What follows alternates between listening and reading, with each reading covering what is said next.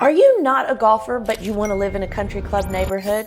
The biggest mistake I see non-golfers make is shopping like a golfer. You don't have to love golf to love living in a golf neighborhood, but you do have to pick the right community. If you don't, you could be miserable and not even use your membership. Today, I'm going to show you a list of things you need to pay attention to so that you pick the right club. And if you stick around to the end, I'm going to tell you my top 3 clubs based on the amenities alone without the golf included.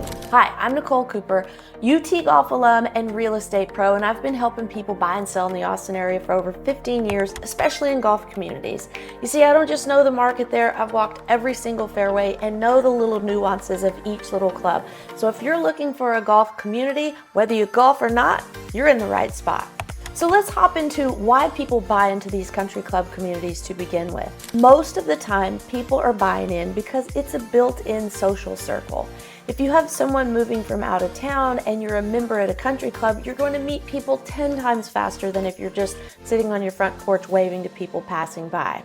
In addition to that built-in social circle, we have elevated dining experiences, resort-style pools, you have fitness, you have lots of other amenities, and honestly, it's better resale in the future. But the vibe varies a lot, so here is my checklist of things you need to check on before you sign the membership line. So there are kind of 3 genres or groups of people that are going to be filling those country club memberships. Obviously, the golfers, they're going to be drawn to the country clubs more so than any other group of people.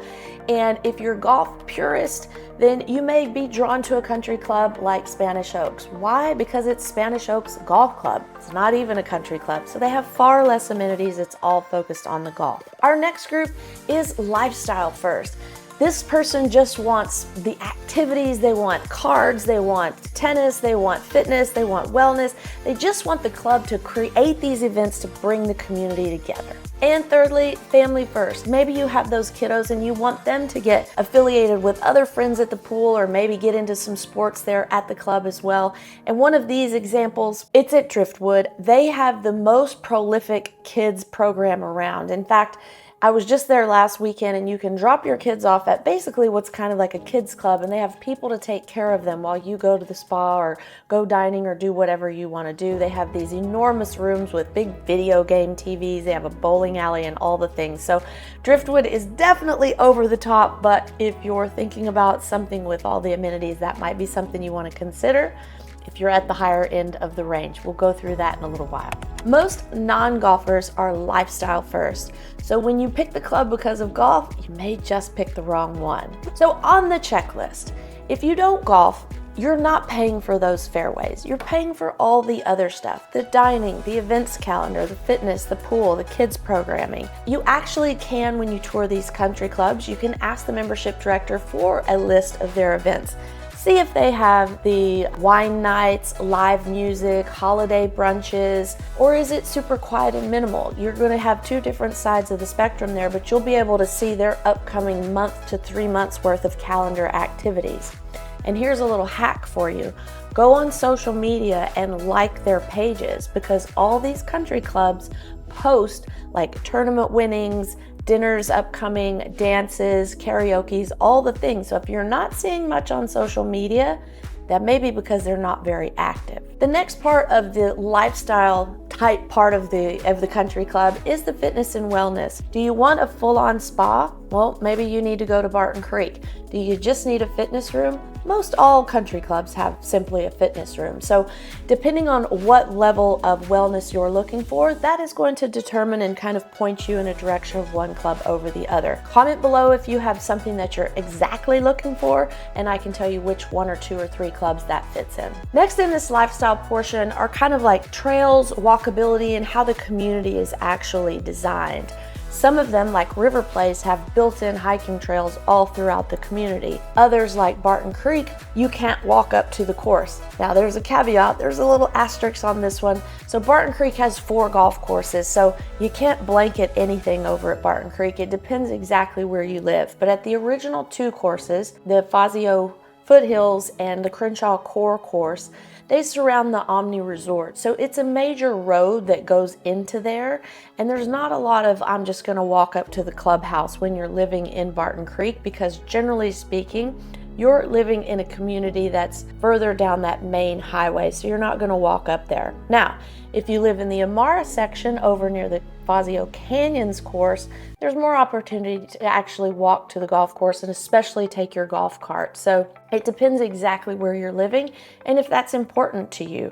You may need that third car garage for that golf cart if you want to drive up to the club, and not every club will allow you to do it. So there you go. And lastly, in that lifestyle feel, how safe is it? Do you need a 24/7 man security gate? Is just a regular gate okay? Or are you okay to live near the golf course and not in a gated area? About half of our golf courses have gated areas and half of them don't. So let's say, we just talked about Barton Creek. Some of it's gated, some of it's not. Spanish Oaks, 24/7 man security gate. The Hills at Lakeway, 24/7 man security gate. Driftwood, man security gate. Austin Country Club, it's a hybrid. Where the golf course is, that is in a gated area, but the homes that are surrounding it, by and large, are not. So you could be at one of the fanciest, most prestigious clubs in Austin and not be in a gated community. Onion Creek, not gated. Twin Creeks, not gated. UT Golf Club is gated. Steiner Ranch is the larger portion of UT Golf Club, and not much of Steiner Ranch is gated, but the area around the golf course is. River Place is not gated, and Westlake Country Club is not gated.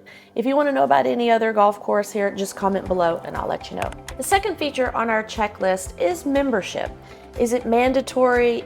Can you get a social only membership? How is that all laid out? So I'm going to give you some examples here of the different clubs in town. So first of all, overall, a social membership just means that you can go for the dining and all of the activities, but there's no sports included like tennis or golf. So the wellness and fitness is usually included in this social package, and that is the lowest level of membership you can get at any club. So here are a couple of examples of the differences between a full membership versus just a social membership. If we're talking about the Hills out in Lakeway, for the full golf membership, the Signature Series, it's $95,000 initiation plus your monthly dues. And those are around $1,000 a month. If you get just the wellness membership that includes the social package, which means the dining and activities, it's only $1,000 initiation and dues around $330 per month. So you can see there's a huge discrepancy if you just want to be the social member and not have the full package of the golf and or tennis. Tennis is much less than golf, but a bit more than social. So to give another example, we'll talk about Great Hills Golf Club over at the Arboretum area in the northwest side of Austin. And your overall dues, our initiation fee there is $67,500 plus your monthly dues. That's for the full golf package, or full everything package, we should say. And then if you're going to get just the social membership, it's $3,000 initiation fee plus the dues. Now, one thing you need to make sure when you're asking about all these initiation fees and monthly fees is what's included in there. Some of these clubs have lower monthly fees, but they have minimums that you have to spend in the dining room or the pro shop or just somewhere. So what are those additional little add-ons? You need to make sure you know what the whole monthly payment is going to be for you. In addition, ask if there's any of those big projects coming up soon.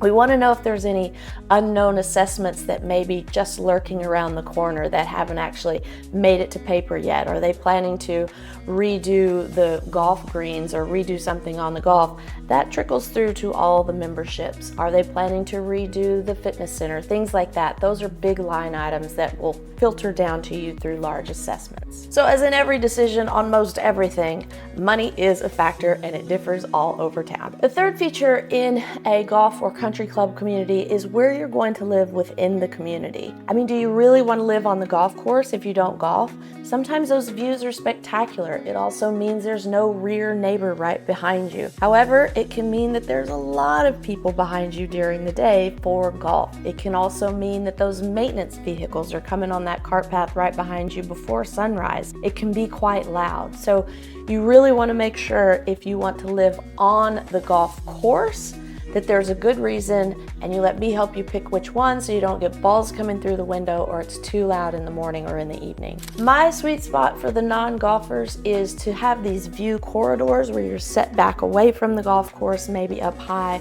overlooking even some roofs in front of you, so that you just have that view in the distance and you don't have those golfers right up in your backyard all the time. In addition, don't forget about that west exposure.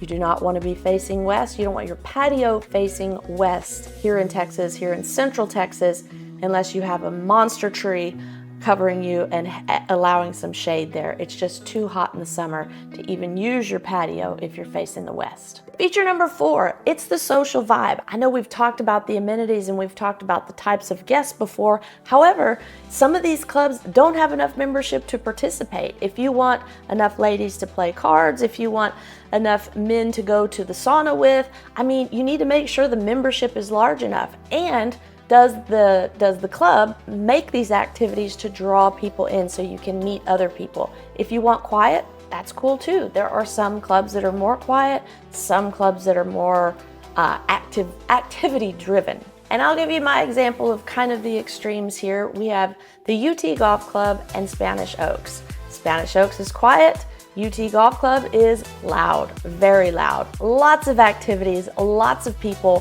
full membership. During the football season, you're gonna have pep rallies on Friday night. They have bounce houses for kids, live music, the works. It's a huge pavilion out there.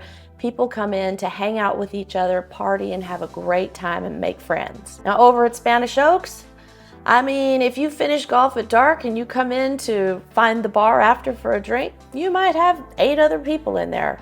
It's not very busy, active nightlife. If that's what you like and you like that quieter lifestyle, then you pick Spanish Oaks. If you want to have more people in your business, places to do, things to do all the time, you might lean towards a UT Golf Club. Comment below which one you like best. Because remember, you're not buying a golf club, you're buying like a social rhythm. And the last feature you need to make sure you know about before you buy into a membership are the rules and restrictions. Yes, there are dress rules, there are guest limits, there are HOA rules, there are rules to keep everything kind of homogenous so that you can know what to expect. Not necessarily a bad thing, but it's a thing. So if you want to wear what you want at all times, maybe you go to Driftwood. There's no policy out there. You can do exactly what you want at Driftwood. Not so much at Austin Country Club. You better wear the right thing, you better look good, and you better have everything, your shoes polished. Guest limits. You know, if you want to bring the extended family in over the holidays, you need to make sure you can take them to the fitness room. Can you take them to the pool? How many extras are you allowed? And then there's just the regular HOA rules in each community, the homeowners associations. They are going to limit how you can have the exterior of your house. They're going to maybe limit how you can rent your house or not rent your house, have certain fencing and things like that. So they're going to usually be more strict in those country club communities. But know this, in the Austin area, not many clubs require you to live inside the community to be a member. You can live anywhere, pay your membership, drive over, and participate. As of the moment, the only ones that require you to live in the neighborhood to be a member are Driftwood. You actually, let me rephrase that. You don't have to live in there, you have to own property in there. You can buy a lot, but you have to own property in the neighborhood to be a member. And that's Driftwood, the new Travis Club that's coming up soon, and Laura Loma out in Spicewood that's also coming up soon. So all the other 10 private clubs around town, you don't have to live in the neighborhood to be a member or own property in the neighborhood to be a member. So here's your checklist for the quick fit. Does it work for me? 1, will I use the dining more than twice a month, especially if there's a minimum spend? Number 2, do I want peaceful evenings or large events? Number 3, do I need the kids programming? Number 4, is membership optional? Number 5, is the lot private enough? Do I like the location of the house? And of course, what's my all-in monthly total? We've got to know how much it's going to cost. If you can answer these questions, you will avoid over 90% of buyer regret. And we can always help you do that. So I told you I'd tell you my top 3, and here they are by amenities. Number 1 is Barton Creek. Barton Creek has a hotel in the middle that adds more dining options than normal. They have swimming pools, they have a world-class spa, they have fitness center, they have putt-putt out back, they have just all kinds of activities at all times because they have a very, very large membership. Coming in at number 2, the UT Club. They have activities all the time, and you can't deny that I'm gonna love those pep rallies during the football season because I did go to the University of Texas and I just love the burnt orange color. And of course, they also have the racket sports, pools, parks, and things like that, and the fitness. So you get both the UT vibe and the country club vibe. And lastly, the one with the most amenities is Driftwood. Now, Driftwood has far and away the most amenities out of any of these clubs, but they come in at number 3 for me because they're just a little bit farther out of town, a little bit further of a drive, so I'd rather be closer in at Barton Creek. That's why it's my number 1 choice. If you want to know exactly what each of these clubs offer, or if you want me to set up a tour for you with the membership director, we can go out there anytime so you can see exactly what exists in each club, because they're all wildly different and only one of them is going to match you best.